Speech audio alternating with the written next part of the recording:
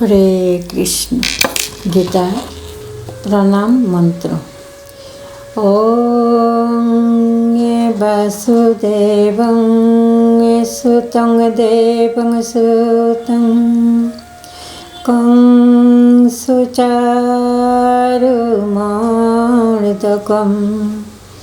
দেবকী পরমানন্দং কৃষ্ণ বন্দে জগৎগুরু। গত ভিডিও 14 শ্লোক ছিল, আজ 15-16 এই দুটি শ্লোক ভগবান বলবেন, আমরা শ্রবণ করব। কর্মব্রশক উদ্ভবং বিদ্ধি ব্রস্ক অশকর সমুদ্ভবম তস্মাৎ সর্বগতং ব্রস্ক নিত্যং যোগে প্রতিষ্ঠিতম। ভগবান বলছেন, দেখো অর্জুন, যজ্ঞাদি যে কর্ম বেদ থেকে উদ্ভূত অর্থাৎ সৃষ্টি হয়েছে। ব্রহ্ম, অক্ষর, পরমেশ্বর, ভগবান থেকে সৃষ্টি। এখানে যে তসমাৎ, তা সংস্কৃত শব্দটি, বাংলা হচ্ছে অতএব। সর্বব্যাপক যে ব্রহ্ম নিত্যং সর্বদা যজ্ঞে প্রতিষ্ঠিত। দেখো, যজ্ঞার্থাৎ কর্ম না হোক, ভগবান শ্রীকৃষ্ণকে তুষ্ট করার জন্য কর্ম করতে হয়। আর যজ্ঞপুরুষ হচ্ছে শ্রীবিষ্ণু। শ্রীবিষ্ণুকে সন্তুষ্ট করার জন্য কর্ম করতে হয়। বেদে কিভাবে কর্ম করতে হবে তা সুন্দর করে বর্ণনা করে গেছেন ভগবান। যে কর্মগুলা বেদে অনুমোদিত হয়নি, কোনো ব্যক্তি যদি সেই কর্ম করেন, সেই কর্মকে বলা হয় বিকর্ম অর্থাৎ পাপ কর্ম। বেদে অনুমোদিত হয়নি, তা সত্ত্বেও যেহেতু কোনো ব্যক্তি করেছেন, সেটা পাপ কর্ম হিসাবেই ধরে নিতে হবে। আবার দেখো, যে ব্যক্তি বেদে যে কর্ম বলা হয়েছে, অনুমোদিত হয়েছে, সেই কর্ম করেন, তিনি বুদ্ধিমান। কারণ সেই কর্ম করার ফলে এই জড় বন্ধন থেকে মুক্ত হতে পারা যাবে। অর্থাৎ বন্ধনে বারবার জন্ম মৃত্যু চক্রে তার আর আসতে হবে না। বেদে যে সমস্ত নির্দেশ, সেগুলো ভগবানের নিঃশ্বাস থেকে উৎপন্ন। ভগবান নিঃশ্বাসেও কথা বলতে পারেন। সর্বশক্তিমান ভগবান। ভগবানের দৃষ্টিতে, ভগবানের ইচ্ছাতে এই জগৎ সৃষ্টি হয়েছে। সমস্ত উদ্ভিদ, প্রাণী, জীব, সমস্ত কিছু জগতে সৃষ্টি হয়েছে। এখন ভগবান দেখলেন যে জীব তো বন্ধনে আবদ্ধ হয়ে পড়েছে, জগৎ তো মায়া মোহ। তখন ভগবান কি করলেন? বৈদিক জ্ঞান দান করলেন। অর্থাৎ বৈদিক নির্দেশ মতো প্রত্যেকেরই কর্ম করতে হবে, তাহলে আর এই বন্ধনে থাকতে হবে না, বারবার আসতে হবে না, জন্ম মৃত্যু চক্রে পড়তে হবে না বলছেন। এখন যদি সে বেদের নির্দেশ না মেনে যদি কোনো ব্যক্তি কৃষ্ণ ভাবনামৃত মগ্ন হন, সেবায় মগ্ন হন, কৃষ্ণ কথা, কৃষ্ণ কীর্তন, এভাবে সে কৃষ্ণ ভক্তিতে মত্ত হয়ে যান, তাহলে বেদের নির্দেশে যে পুণ্য ফল সেগুলোও পেয়ে যান যদি কৃষ্ণ ভক্তি জাগে। কারণ সমস্ত কিছু বেদের যজ্ঞাদি অনুষ্ঠান, কর্মের অনুষ্ঠান, সমস্ত কিছুই তো একমাত্র কৃষ্ণ ভক্তির জন্যই করা হয়। সেই বিধান মতে করার জন্য, বন্ধন থেকে মুক্ত হওয়ার জন্য একমাত্র উপায় হচ্ছে কৃষ্ণ ভাবনামৃত। আর যদি হয়ে যায় তাহলে তো আর অন্য কোনো কর্মের অনুষ্ঠান না করলেও চলবে। আর দেখো যে বৈদিক নির্দেশগুলো ভগবান এমনভাবে রচিত করেছেন যাতে করে মানুষ সংসারের সুখ ভোগ, জন্মার্জিত যে কর্ম ফল নিয়ে জন্মগ্রহণ করেছে এই সব কিছুই করতে পারবে, কোনো অসুবিধা নেই। তারপর সেই নির্দেশ অনুসারেই আবার ভগবত ধামে স্বরূপে পুজতে পারবে, সেই ব্যবস্থা ভগবান করে দিয়েছেন। এখন যদি কেউ সেই বৈদিক নির্দেশ পালন না করে, কৃষ্ণ ভাবনামৃত না হন, কিছুই না করেন, সে অলসতা জীবনযাপন করেন, তাহলে তো সে বন্ধনে আবদ্ধ হবেই আর কর্ম অনুসারে দেহপ্রাপ্ত হবে। সেই স্বরূপেও কাম, ক্রোধ, লোভ, মোহ, মায়া, মদ, মাৎসর্য, এই সমস্ত হিংসা, দেশ, মনোবৃত্তিগুলো আসক্ত হয়ে পড়বে। তখন এই জড় জগতের বন্ধন দৃঢ় হবে, অর্থাৎ বারবার এই জন্মগ্রহণ করতে হবে, মৃত্যুবরণও করতে হবে। তা থেকে মুক্তির আর কোনো উপায় থাকবে না। কাজেই প্রত্যেকটা কর্ম যাতে সে শাস্ত্র নির্দেশ মতে নিষ্কামভাবে করা হয় সেই নির্দেশ ভগবান এই শ্লোকের মধ্যে দিয়ে গেছেন। এখন আমরা দেখব পরবর্তী 16 নং শ্লোকে কি বলেন। এবং প্রবর্তিতং চক্রং ন অনুবর্তয়তি ইহ যহ অঘায়ুঃ ইন্দ্রিয়ারামঃ মোঘং পার্থ সজীবতি।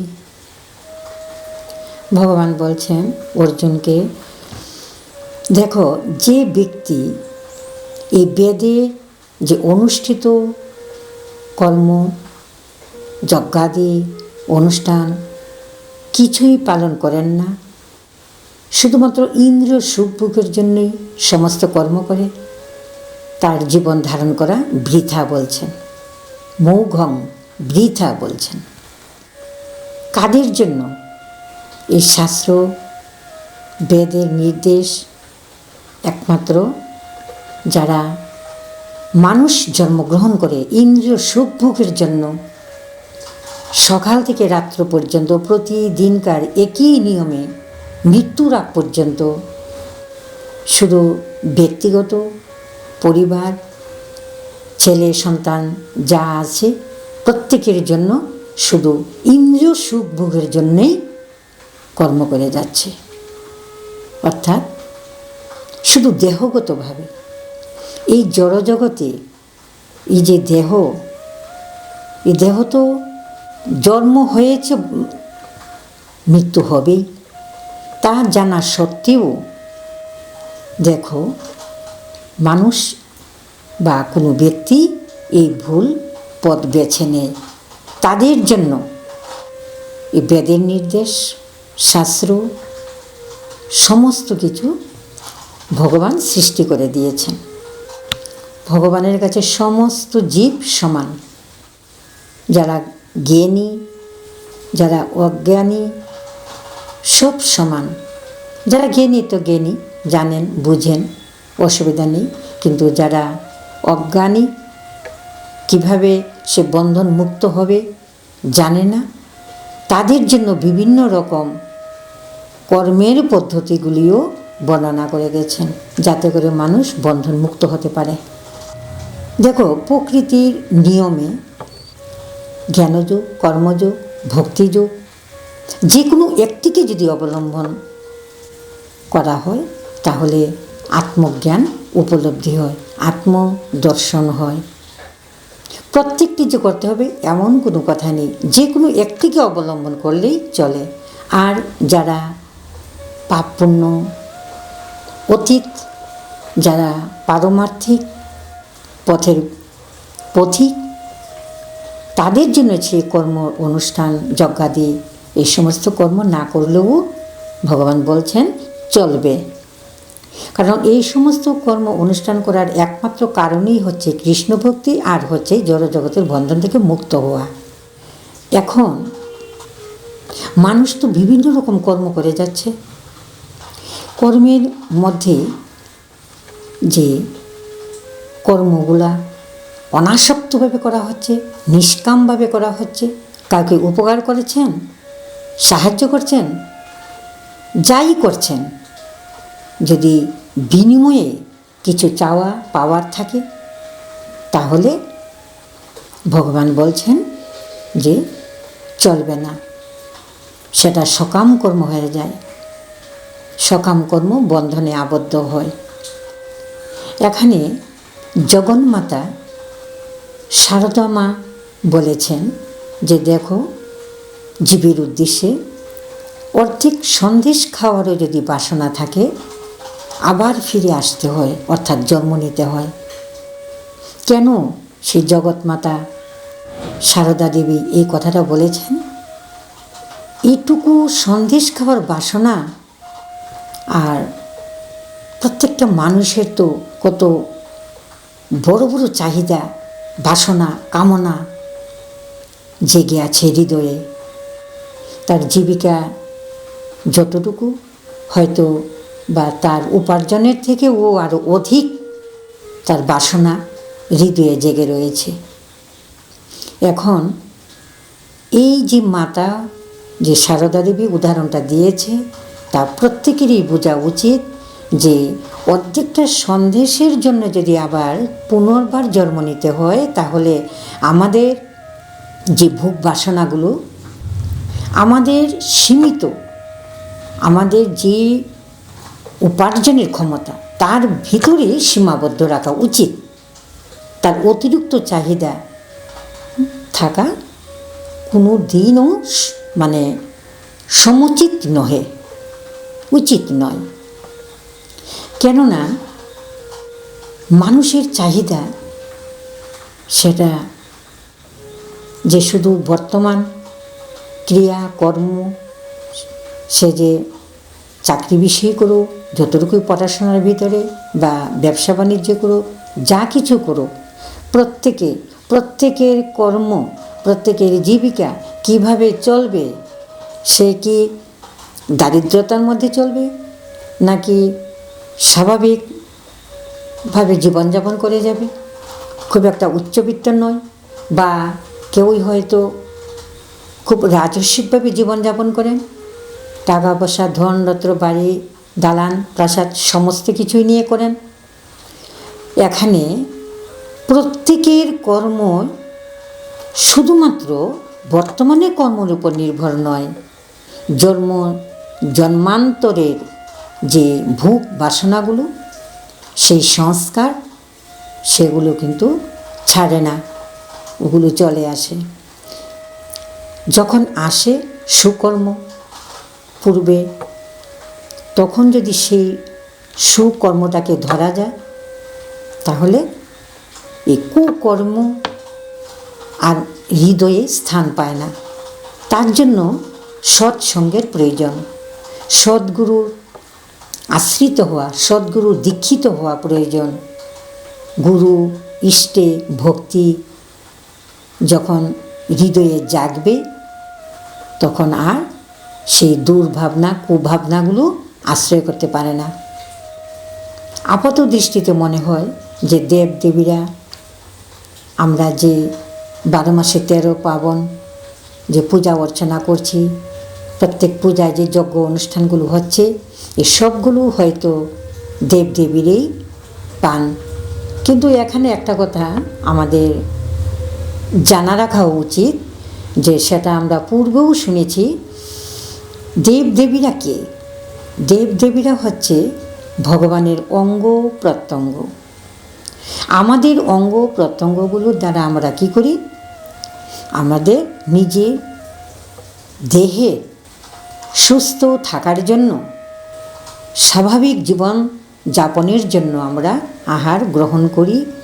এই অঙ্গ প্রত্যঙ্গগুলোর দ্বারাই বিভিন্ন রকম কাজকর্ম আমরা করি। ঠিক সেইভাবে পাচ্ছেন কে? ভোক্তা একমাত্র সেই ভগবান পরমেশ্বর শ্রীকৃষ্ণই একমাত্র ভোক্তা। আমরা যেভাবে দেবদেবীকে পূজা অর্চনা করছি, এই সমস্ত কিছু পেয়ে যাচ্ছে ভগবান শ্রীকৃষ্ণ। তাতেও কোনো অসুবিধা নেই। এইভাবে দেবদেবীকে সন্তুষ্ট করতে পারলে মন পবিত্রতা লাভ করে, ভগবানের প্রতি ভক্তি জাগে। সেই আশীর্বাদও দেবদেবীরা করে থাকেন, যাতে জঞ্জাল রাস্তা পরিষ্কার থাকে, আমরা আমাদের স্বরূপে পৌঁছতে পারি। আজকে 16 নং শ্লোকে এই শুনলাম। আমরা পরবর্তী 17 নং শ্লোকে আমরা শুনব ভগবান কী বলেন। আজ এখানে ভিডিওটি এখানেই সমাপ্ত। আপনারা ভালো থাকেন, সুস্থ থাকেন, এভাবে দেখতে থাকুন। হরে কৃষ্ণ, হরে কৃষ্ণ।